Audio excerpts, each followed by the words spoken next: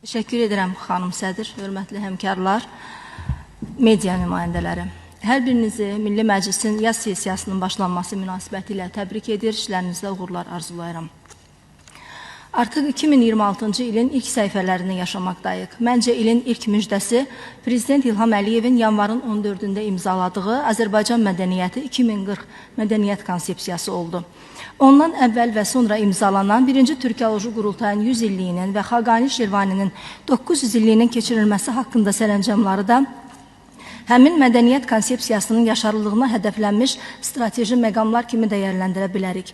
Əslində, xalqın və millətin əbədiliyini təmin edən, onun dövlət quruculuğunun memarı olan görkəmli şəxsiyyətlər, həm də mədəni quruculuq sahəsində gerçəkləşdirdiyi böyük amallar, tarixi yaddaş səlnamələri ilə eyni vaxtda tarix səhnəsinə daxil olurlar.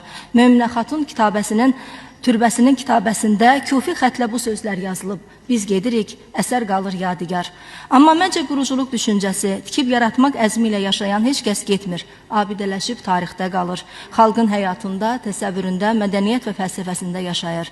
Necə ki, Memar Əcəmi Möminə Xatun türbəsini tikməklə təkcə Atabəylər dövr aristokratiyası barədə təsəvvürləri deyil, həm də dövrün siyasi mənzərəsini tikdiyi abidənin hüsnündə günümüzə qədər yaşatdı.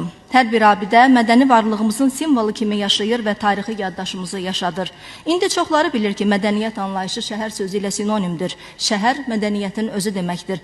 Cənab Prezidentin sərəncamı ilə 2026-cı il şəhərsalma və memarlıq ili elan edildi. Bu il isə cari ildə Azərbaycanda quruculuq işlərinin yeni və daha böyük vüsət alacağından soraq verir. 1926-cı ildə 1-ci Türkoloji Qurultay günlərində Bakı uzaq ölkələrdən gəlmiş qonaqlarını öz cazibədar arxitekturası ilə valih etmişdi. Nümayəndələrin elə həmin günlərdə yazdıkları xatirə qeydlərə, gündəliklərə istinadən deyə bilərək ki, şəhərimiz onları həm intellektual səviyyəsinə, həm də əsrarəngiz memarlıq xüsusiyyətlərinə görə çəkmişdi.